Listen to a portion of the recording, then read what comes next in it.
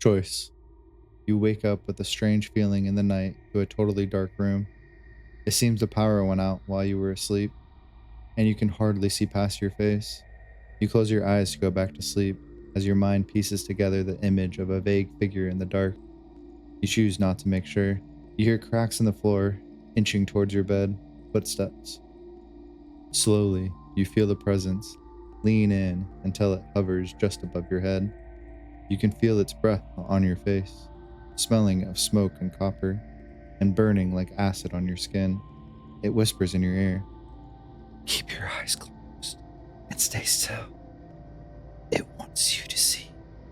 You notice the soft tapping of metal on wood the other side of the room as the presence above you moves away from your face. A moment passes before you hear the sound of running, shortly followed by the sound of cracking bone, burning metal, and shattering glass. You feel something wet sweep across your legs as it lands beside you. It smells like a mixture of iron and sulfur. There is a fight, one that ends all too quickly. The second voice, cold and metallic, came from the opposite side of the bed. You can feel its weight sinking into the bed, causing you to slide ever so slowly towards it. Every word it speaks sends shivers down your spine as you feel a paralyzing chill course through your body. Its voice betraying a grin on its face as it speaks in a musical lilt. It's lying. Run while you still can.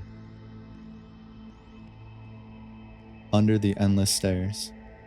Beneath the darkness, far away from the light, in a hallway far from sight, there's a set of stairs winding down. No sign of the bottom to be found. Very few have attempted to descend. The few who did never truly returned. It is a darkness that consumes the light, and as a terror that amplifies the night.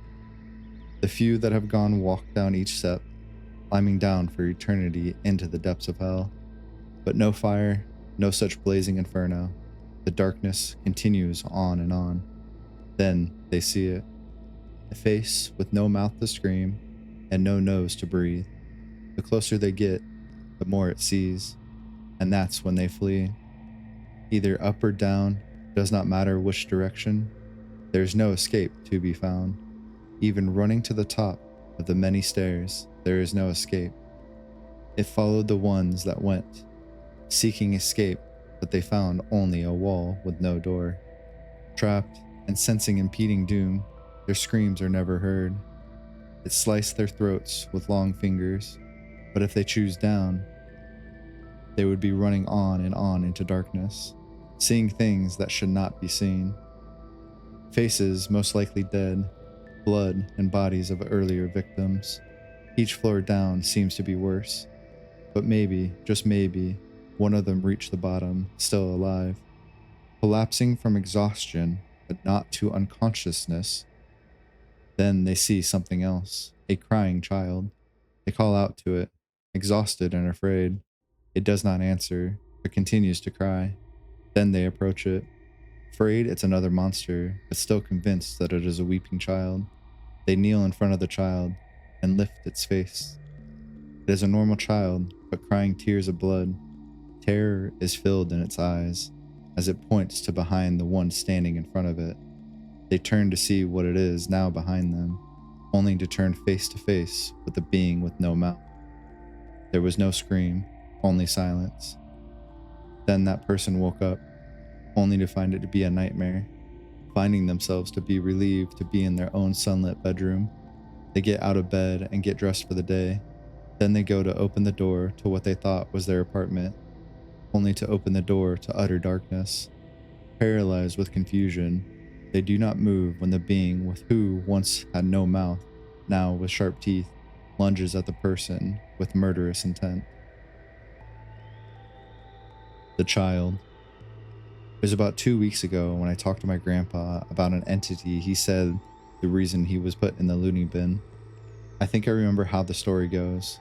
Since he's no longer around to tell it to me again for better remembrance, I'll just have to give it my best shot. Here it goes. It was a particularly rainy day. The streets of my small city were empty, save a woman I saw at North 12th Street, just standing there with her umbrella. I ignored the old woman and kept on driving towards my house. As I heard the rain was going to start pouring down ferociously in just about an hour, I arrived at my house in minutes, and I hurried to the front door so I can get out of the rain. Then I noticed an old lady at the top of my street. Had that been the same lady I saw on North 12th? No, this lady had a different umbrella, although they did look the same. I decided I would think about that later, after I got inside the house, out of the rain. As I made it inside, I noticed foot tracks going through my house, towards the kitchen. I had an alarm system, so if it was someone I didn't know, it would have gone off. It had to have been my girlfriend. I was so worried, yet it was only common sense that it was my girl. I went to go see her and give her a hug, and, well, I guess a kiss would do as well. I walked to the kitchen to find some kid running out of my house. I chased him outside, but I didn't see where he went. He looked about 10, so I decided I wouldn't call the police. I stood outside for like 2 hours waiting to see if he would come back. Then it happened. A ridiculous gust of wind just came out of nowhere and blew my back into the side of my house, effectively knocking me out. When I came to, I saw the boy standing at the edge of my yard. He was wearing a tattered t-shirt, jeans, and a pair of Converse. As he walked toward me, I had this feeling of unspeakable dread shoot through my entire body. I was so scared, so confused, I forgot how to get up. He stopped about 2 feet in front of me and said 3 words that made me almost shit my pants. He said, "I'll be back." Then, just as he had come, he vanished into thin air. It took me several minutes to get up, but I was able to eventually. But as I started to go for my door, I saw the same lady that was at the top of my street staring at me from where she was before, saying something to herself. I couldn't make out what she was saying since she was so far away, so I just went back into the house. Even today, I remember everything that went on that day like it was yesterday. Well, there you have it, my boy. The reason they put me in here, in the mental institution, you and me both know I shouldn't be here. I'm not insane. That little bitch of a ghost put me in here. Well, anyway, I guess you should get home and work on your bed that you said you were building today. Thanks for visiting. My grandpa killed himself yesterday. He left me a note on why he did it before he did. I have it here to read for you. Here it goes. If you're reading this, I've ended my life, even if only a few days early. Anyway, I couldn't take being awake any longer after the dream I had last night. The boy entity thing came into my dream and told me that he would be back the following day. He would attack my sanity by sending me images by thought, give me the worst physical pains I could handle, and slaughter my family to attack my emotions. I didn't want to stay alive for any of this, so I killed myself. I couldn't stay alive to see the family die. Especially you, my favorite grandson. Keep that a secret. I don't know if he's still going to kill you, so keep a watch out for anything, especially a lady with an umbrella with green and white stripes. With love, Pappy. That was the last I ever heard from the guy. His funeral was on the 23rd of April. I don't want to go, but I owe it to my pap. Well, I guess I better go finish the bed I was working on. Oh, wait a minute. There's someone at the door. Looks like some sort of kid. Probably kicked a ball in my backyard. That's it for me. Goodbye for now.